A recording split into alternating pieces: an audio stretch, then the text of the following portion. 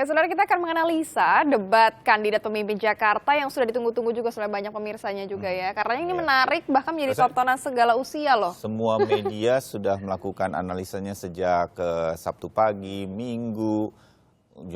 Tidak hanya konvensional media, media sosial juga punya ulasan tersendiri kan ya. Dan kita sudah bersama narasumber kami, Henry Satrio, pengamat komunikasi politik dari Universitas Paramadina. Terima kasih sudah hadir di sini. Terima kasih. Dan jangan lupa nih ada kedai juga kopinya ya. Kedai kopi. Kita masih tunggu tuh ulasan-ulasan di kedai kopi. Dan di line telepon, melalui sambungan telepon, kami terhubung dengan Komisioner KPUD DKI Jakarta, Muhammad Siddiq Sabri. Assalamualaikum, Mas Siddiq. Halo, selamat pagi. Mas Bayu. Ya. Mas Iri. Ya, kita ngobrol santai saja. Cukup puas KPUD DKI dengan apa yang terjadi pada Jumat malam sebagai debat pertama. Saya yakin KPUD DKI juga dakdikduk sebetulnya ya kan? Perdana, seperti apa hasil evaluasinya seperti itu, Pak? Ya, saya kira KPUD DKI cukup puas, Mas Bayu.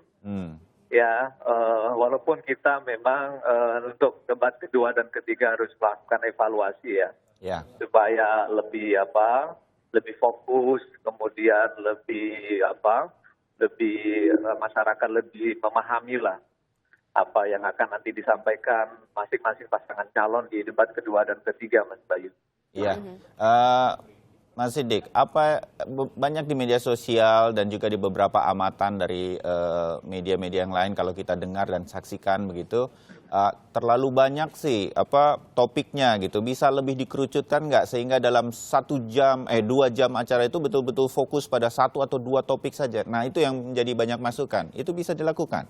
Iya, itu saya kira itu masukan yang positif ya. Salah satu yang kami sedang terus godok adalah untuk di debat kedua itu nanti lebih fokus ya, lebih fokus agar saya kira lebih dalam lah. Jadi tidak terlalu mengglobal, tetapi kita menupik ke persoalan-persoalan yang memang ada di DKI Jakarta. Yeah. Sehingga setiap masing-masing pasangan calon kan nanti bisa kita memahami, mengetahui apa sih sebenarnya solusi yang terbaik yang disampaikan buat masyarakat Jakarta. Ya, Bung Henry Satrio, Anda punya amatan mengenai konten ini? Ya, sebetulnya kemarin itu saya sudah memberikan catatan sebelumnya, jangan sampai lebih dari 2 atau 3 pesan kunci gitu ya. Nampaknya kemarin banyak sekali paslon, terutama paslon nomor 1, semangat sekali, bahkan ada 10 program dia bacakan semua. Jadi orang juga nggak bisa mengingat, padahal menurut hasil survei kedai kopi itu 50%-an, 49% ya. Warga Jakarta tuh mau dia menyebarkan berita-berita positif kepada orang lain gitu. Nah, ini kalau terlalu banyak yang disampaikan kan sulit juga masyarakat mengingatnya. Tapi gini, kemarin itu memang menjadi ajang klarifikasi masing-masing calon. Jadi Mas Agus sendiri kan mengklarifikasi bahwa sebelumnya kan disangka dirinya takut debat. Makanya kemarin itu dia mengklarifikasi bahwa dirinya berani. Pak Ahok pun dengan gamblang mengklarifikasi bahwa ada kesalahpahaman nih selama ini. Apa yang kita lakukan tuh tertutupi dengan gaya bicara dia yang meledak-ledak. Mas Anies pun demikian, walaupun dia tidak katakan langsung bahwa dia mengklarifikasi, tapi beberapa kali dia bicara tentang pemberantasan narkoba, itu definitely klarifikasi terhadap isu yang mengatakan selama dia menjadi Menteri Pendidikan, dia tidak menginginkan dia agak menganggap narkoba tidak terlalu penting karena tidak menginginkan itu masuk dalam kurikulum. Jadi klarifikasi-klarifikasi itu memang sudah dilakukan oleh pasangan calon. Begitu sudah disampaikan, maka mereka agak relief tuh, agak bebas menyampaikan ini. Itu juga terlihat kan, Mas Agus kan di awal-awal tuh agak kaku sekali. Terus kemudian setelah sesi 456 tuh lebih enak, sudah berani lah. Ini calon gubernur yang mencurigai rakyat begitu. Dia udah berani tuh, sepet-sepet seperti itu. Menurut saya sih nggak masalah juga. Hanya memang kemarin ada plus minusnya lah masing-masing kandidat. Kalau Mas Agus memang terlihat harusnya tim suksesnya bisa memisahkan bahwa kemarin itu sosial ekonomi, jadi fokusnya ya di sosial ekonomi. Jadi kemarin kan dibacakan semua. Pak Ahok menguasai panggung betul, itu luar biasa kemarin. Jadi kalau banyak teman-teman pengamat lain menganggap bahwa dia menguasai debat kemarin, saya setuju. Tapi memang ada kesalahan fatal menurut saya dari Pak Ahok pada saat ditanya pertanyaan terakhir tentang apakah Anda akan maju di Pilpres 2019. Sebagai penutup itu ya? Nah, dia malah agak ketawa, bahkan Pak Jarod aja Itu yang... bisa dibilang bagaimana? Fatal atau seperti apa? Ya menurut saya komitmen ini kan jadi penting karena warga Jakarta kan punya pengalaman yang ya bagus juga sebetulnya, gubernurnya 2 tahun kemudian jadi presiden. Ya. Gitu. Tapi kalau dari awal pagi-pagi begini Pak Ahok sudah tidak mau komit, itu menurut saya catatan penting gitu. Nah sementara Oke, Mas setuju. Anies dan Mas Sandi kan bicara beberapa hal yang menurut saya nggak pas juga ya.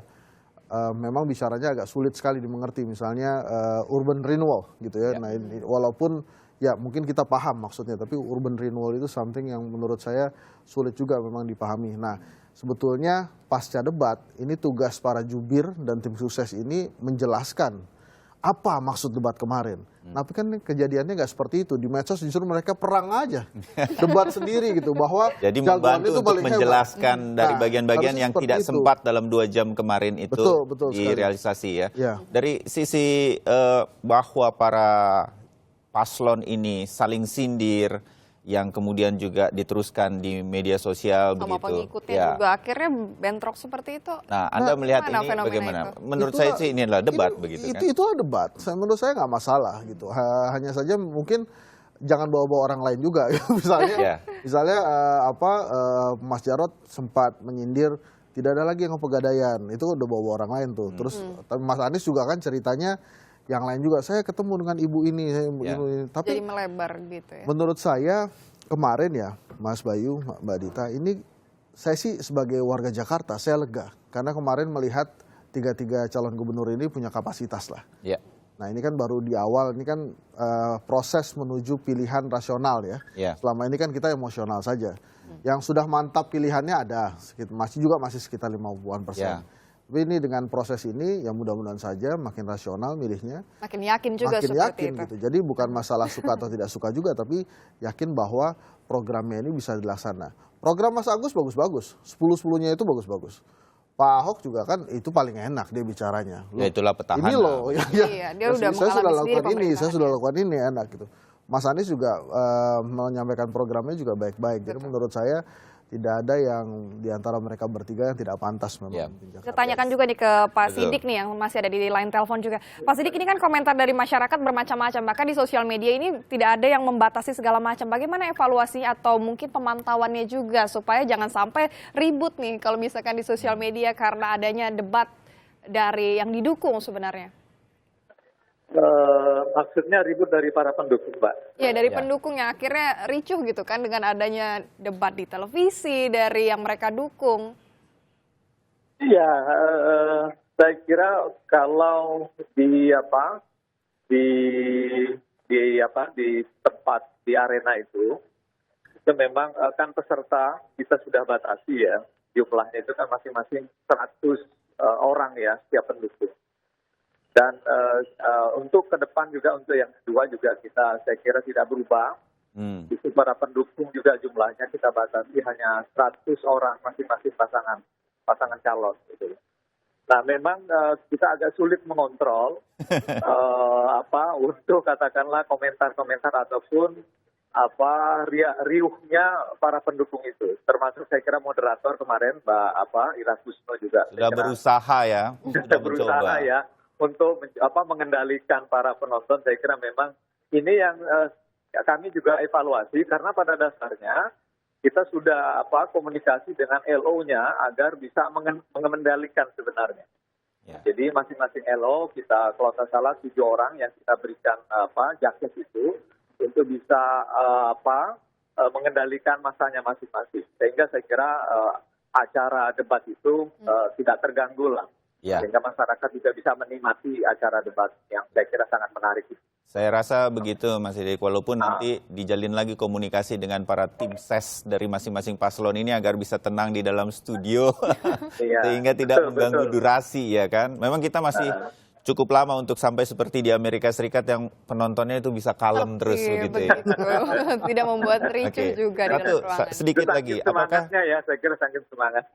semangatnya tetap harus ke sana, saya setuju. Nah, Mas Sidik, satu lagi, saya rasa KPUD juga berharap sekali, KPUD DKI, bahwa debat-debat yang masih ada 2 sesi Sekali lagi, Iya. nah, ini kita juga harapkan bisa membangkitkan partisipasi publik untuk datang ke TPS pada 15 Februari. Bagaimana harapan itu Anda bisa lihat sekarang? Walaupun masih Ya. satu debat. Ya, saya kira ini kan magnet juga. Jadi memang debat ini yang acara salah satu model kampanye yang sedang ditunggu masyarakat DKI Jakarta gitu. Harapan kita memang setelah mereka menyaksikan 3 kali debat yang memang sudah kita adakan, maka pemilih-pemilih yang memang memenuhi syarat di DKI Jakarta ini bisa menyalurkan hak pilihnya ya di hari Rabu tanggal 15 Februari 2017 itu. Baik.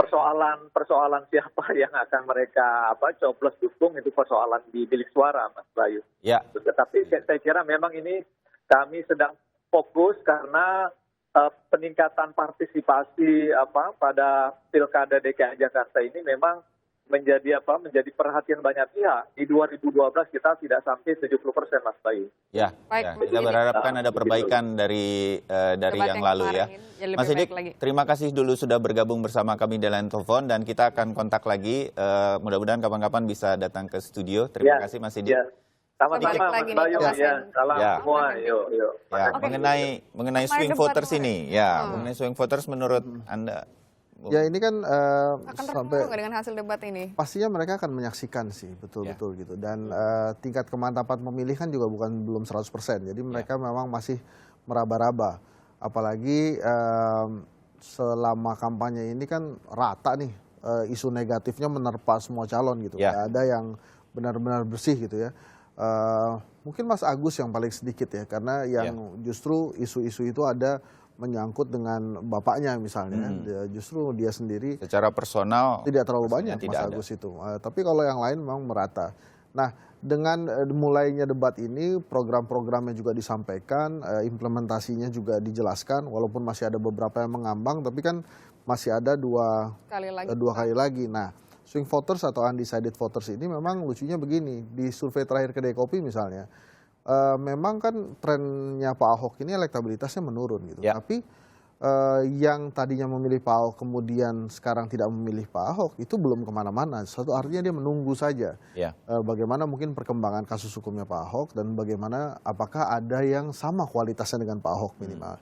Nah jadi memang masih menunggu. Dan itu bisa juga mereka lihat dari debat-debat yang sudah dijadwalkan KPU. Kelas-kelas menengah misalnya selama ini juga tidak mau terlalu masuk ke like and dislike secara langsung pun akan melihat itu. Ya. Yang Ini jelas Jakarta di mana para pemilihnya menengah ke atas, mereka memilih siapa yang punya program baik, bisa direalisasikan, bagaimana kemudian para paslon ini mendeliver itu semua dengan baik pada saat ada masih kesempatan 2 debat lagi setelah yang pertama, terutama untuk paslon 1. Nah inilah latihan pertama kemarin, masih ada 2 lagi. Sedikit saja, menurut Anda Bung Henry, siapa yang menurut Anda the best kemarin? Sebetulnya kalau dari sesi 1 sampai 5 ini Pak Ahok yang nomor 1. Begitu menurut Anda? Tapi dia nomor 6 benar-benar menurut saya sangat mengecewakan. Saya sebagai warga Jakarta agak kecewa sih sebenarnya. Kenapa Di sih segmen dia? 6 ya? Iya dia kenapa nggak dia jawab aja itu? Walaupun memang mungkin dia punya pertimbangan sendiri, tapi kan momentum politik itu nanti bisa jadi 2019 belum ke dia, mestinya dijawab saja. Jadi menurut saya memang di sesi 6 itu akhirnya jadi milik Mas Anies dan Mas Agus karena perhatiannya ke sana. Tapi yang kemarin itu yang paling enak bercerita dia, walaupun catatannya nih ke depannya nih. Di debat kedua mungkin ada beberapa catatan, misalnya Mas Agus pasti harus lebih implementatif dalam menjelaskan programnya. Lebih detail lagi gitu. Ya betul. Nah Pak Ahok juga mesti lebih banyak menjelaskan bahwa apa yang dia lakukan ini bukan sekedar kewajiban, tapi prestasi, gitu ya. Mas Anies juga demikian. Bahasanya mesti lebih membumi. Dan yang paling penting menurut saya ini kan debat. Jadi strategi bertanya antar paslon itu juga harus jitu. Karena misalnya kemarin ya, Mas Jarod bicara atau bertanya kepada paslon nomor 3 tentang UMKM. Itu makanan sehari-harinya Mas Sandi gitu. Jadi sangat mudah untuk dijawab. Tapi Mas Agus itu lumayan berhasil dia. Dia bertanya tentang keamanan ke paslon nomor 3. Nah menurut saya dilihat-lihat kalau paslonnya ahli di situ, jangan ditanya tentang itu, pasti dia bisa jawab. Tapi yang lain aja, Mas Anies tetap sebuah debat nomor harus satu, kita misalnya. butuh strategi Iya, jadi memang untuk dari bertanya pun mencoba menjatuhkan dalam tanda petik lawan di depan publik kan. menyerangnya harus strategis lah. Jangan tanya yang mereka kuasai Iya, begitu. betul, Kira-kira betul. elektabilitasnya terpengaruh nggak sih dengan debat kemarin? Sekarang belum, saya rasa sekarang belum. Ya, memang tugas berat bagi para paslon adalah mengalahkan pesona moderator kemarin ya di debat yang pertama. Beralih gitu. Ya, oke. Terima kasih Bung Hendri. Kita akan ngobrol Sama-sama, lagi Mas Bayu. dan mudah-mudahan ini semua menjadi pelajaran bagi kita semua untuk demokrasi kita yang lebih baik. Terima kasih. Terima Terima kasih, Mas Bayu. kasih.